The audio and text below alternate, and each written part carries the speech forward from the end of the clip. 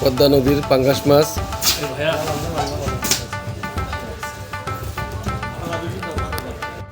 প্রিয় দর্শক, দেখছেন আপনারা যার জন্য আমরা দৌলতদিয়াতে আসছি, সেই আবার এক পাঙ্গাস মাছ কিনতে।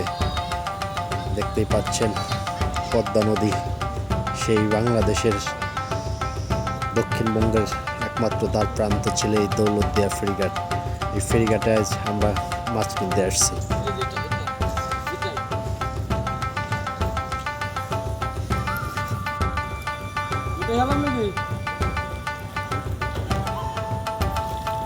ছুটি যায় না ভাই?